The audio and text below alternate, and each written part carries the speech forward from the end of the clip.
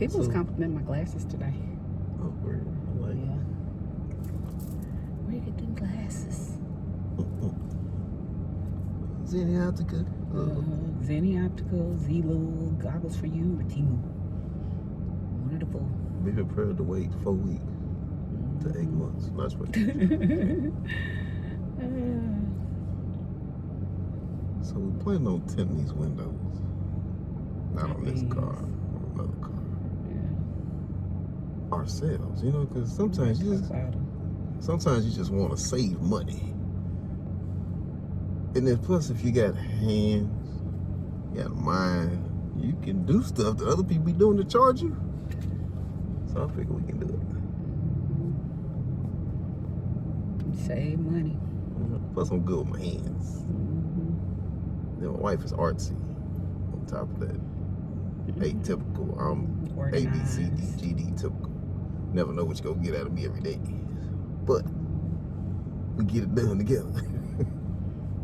Organized, precise. You talking? Huh? Organized, precise. Yeah. All of that. Yeah. So we'll see what it turns out like. Yep. I don't know. Hey, what's the confidence, man? We'll record it and see. Yeah. Set up our camera and go for it. I think it'll be all right. Me too.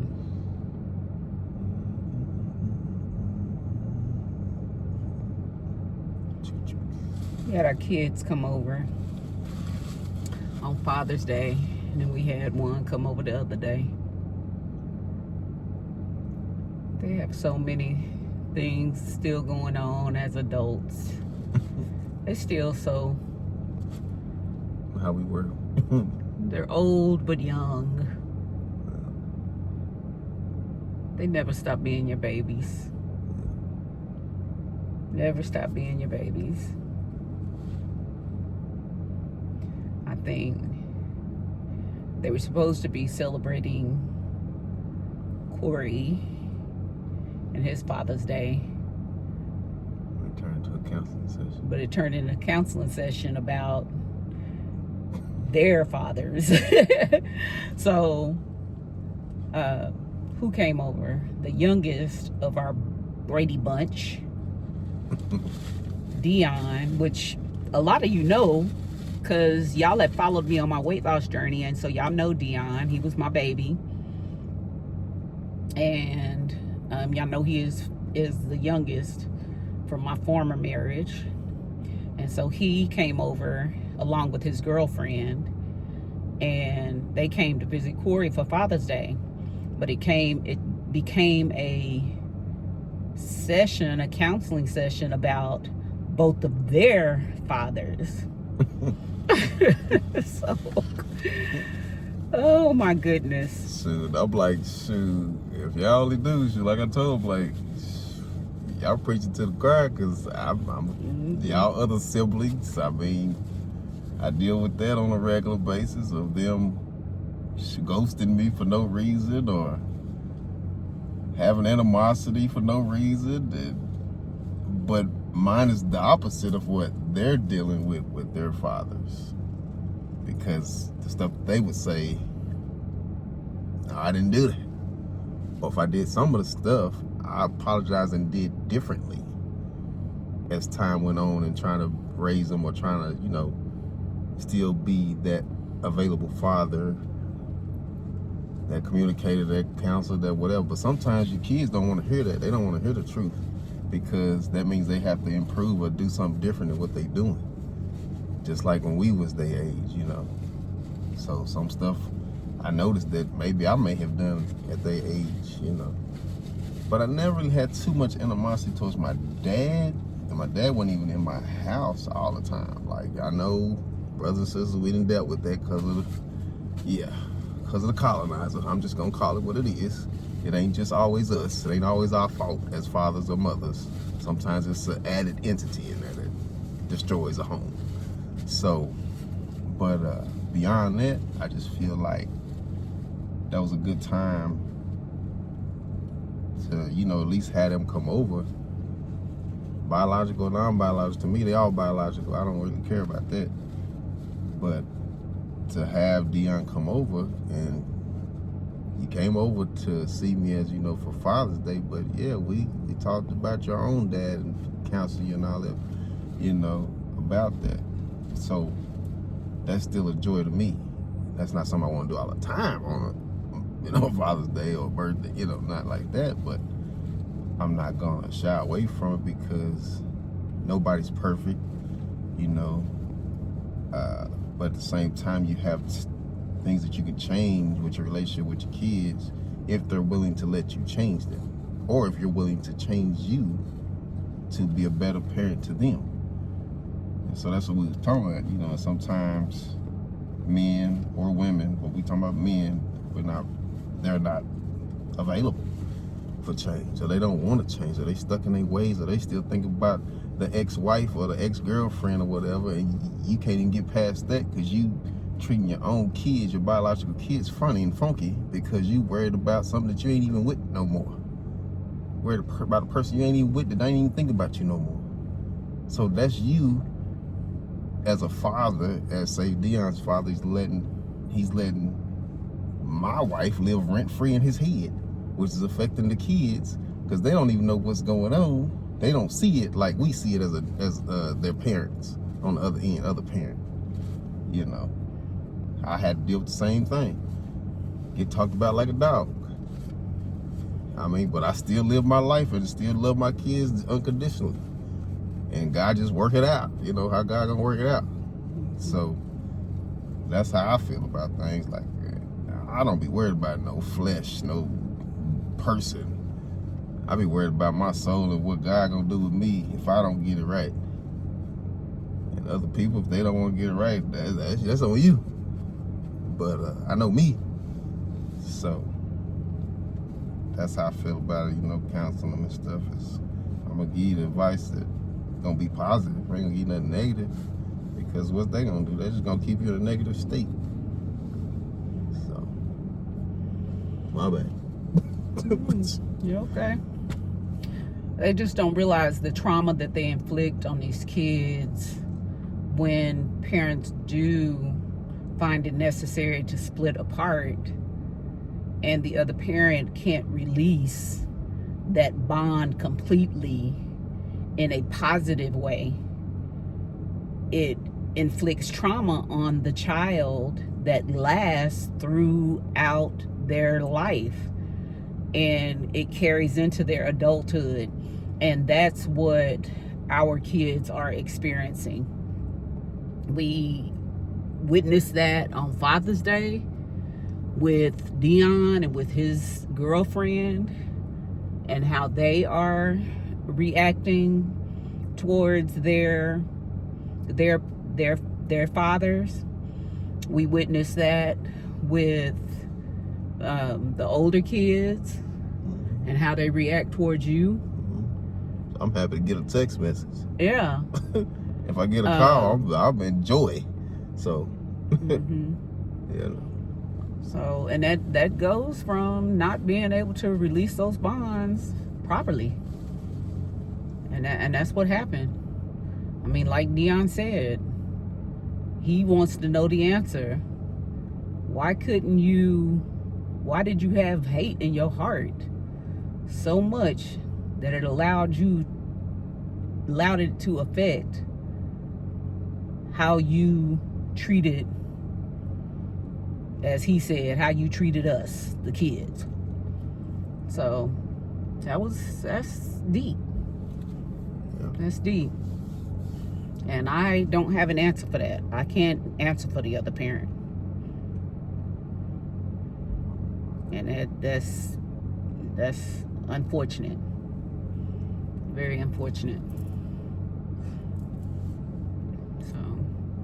And I'm gonna say this: everything that has been turned to be against me or my wife has been reversed for the good.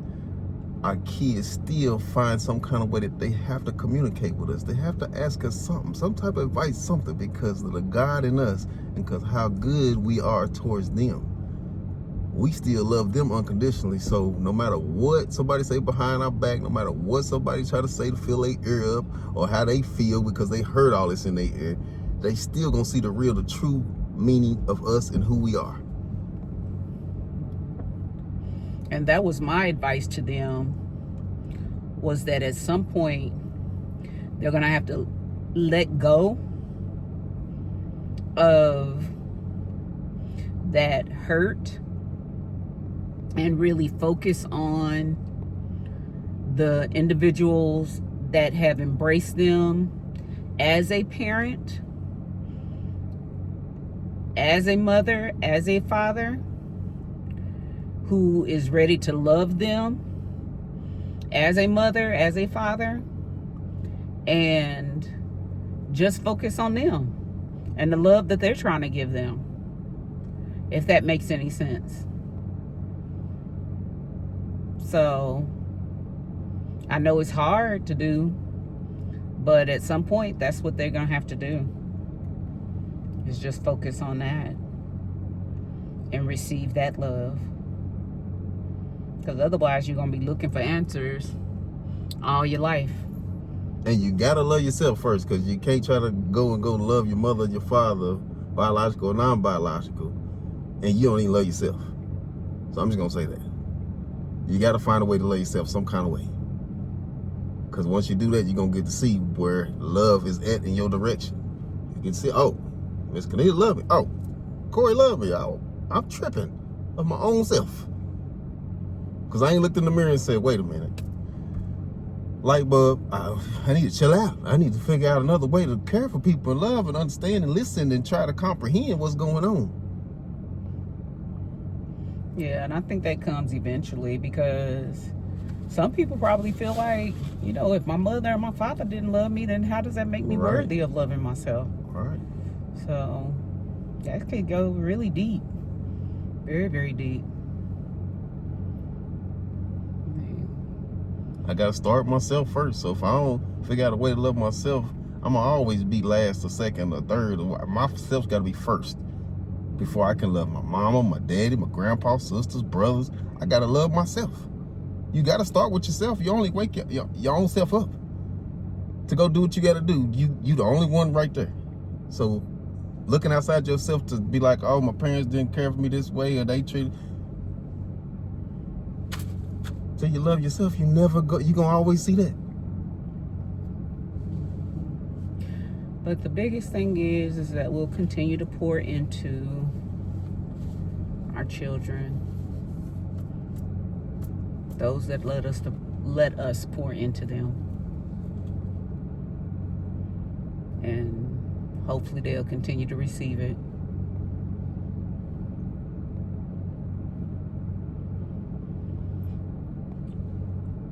And if they receive it, hopefully it'll make a difference in how they feel about themselves. Hopefully, shoot, it better. It will. And hopefully, some kind of way, it will have a trickle effect, yeah, to where it will make a difference in generations to come. Man, we gotta quit screwing up the generations over some simple stuff. Simple stuff. I'm calling it simple stuff, and people can call it big. It's simple to me. I want to see my grandbabies. Man, that don't make no sense. It makes no sense. That's a whole nother story. A whole nother, but we already talked about that anyway. Yeah, that makes no sense at all. Like, what is gonna be your excuse? If the grandbabies get grown, what's gonna be your excuse? Because they're gonna ask. They're gonna want to know. I just want to know, what will be your excuse? Well, and then you're gonna have that child mad at you because they're like, and then there's another generation that's discombobulated, like, oh wait, what happened? Yeah, but this is so much more of it. This is Different. really about fatherhood drama. And that's how it starts. Like, we were supposed to, Father's Day came over, it turned to counseling, so we be really back in. But I really appreciate it. It make you feel a certain way as a man, because man, especially as a brother trying to live out in this world, then you come to the house and you have these. My wife know how I feel about holidays, but anyway, you have these days and you like, Well, I mean, it's only 1-2 days after the year. He ain't asked for much. You know what I'm saying? You know. I don't think I ever got took it out to eat before. I don't care if it's McDonald's. I don't even care if it's a $1 menu meal. I ain't never got taken out to nothing. Ever. By who? By my biological kids. Ever. I think the last time I was told, well, went to eat some at the jam, breakfast, something. That smart remark, I was like, huh? Oh, wait, that's... And I was gonna really pay, but I'm supposed to pay automatically. Okay. On my supposedly whatever day it was, birthday, holiday, I don't know. But yeah, that type of stuff kind of rub you the wrong way. You're like, huh? When do you ever have to do this for your mother or father? Like, when do you ever have to really, like, buy a meal for them while you're out to eat? Because it's not like you're a child, or you're still a child, but you're grown, working. But yeah, that type of stuff. I mean, in all fairness, I don't think I've ever been taken out to eat. But the kids have celebrated me. But as far as being taken out to eat, in fact, they joked about it one time. We went to Cheddar's, and Dion told me one time, he was like, yeah, Doc and I discussed who was going to pay for it. And I was like... At least it was a discussion. I know. It was thought about. Yeah, that's true. Sure. That's true. Yeah. You're right about that. Then people can't say, well, they would think in this conversation, they think, well, they're probably trying to decipher, well, in the comments maybe, maybe she was with them all the times because the reason why they try to take her and figure out what they're going to do. I wasn't with mine all the time because of divorce. She was divorced too. So she wasn't with the two-family person home all the time. So it's no excuse. It's no excuse. As long as love is being shown, there's no excuse. If you run from love, then there's something going on. There's a reason. There's an excuse. There's something. But bottom line is, fatherhood trauma, even motherhood trauma, but we'll get into that on another day. Yeah. But fatherhood trauma, it bears some deep scars, and our kids definitely have it. And we're just praying and hoping that they can be healed from it at some point. So, because it took my own healing. It took my wife's own healing. I mean, shit. Just recently, I healed over some stuff. She'll tell you about that. That's a whole other conversation. But yeah, man, sometimes you got to just let stuff go and just love people from where they are. Me, I love you from a distance. Yeah. And I'd love you close up too. Depends on how I feel about you. That's true. But yeah. All right. True that. Yeah. It's gonna be a series. Boy, look at Miles over there. I didn't know he's sitting over there. I know. I saw him over there earlier. All right, y'all. It's time for me to go back to work. All right. I'm Nike today. I get my work on. All right, y'all. Peace out. Journey with the Randalls. All right.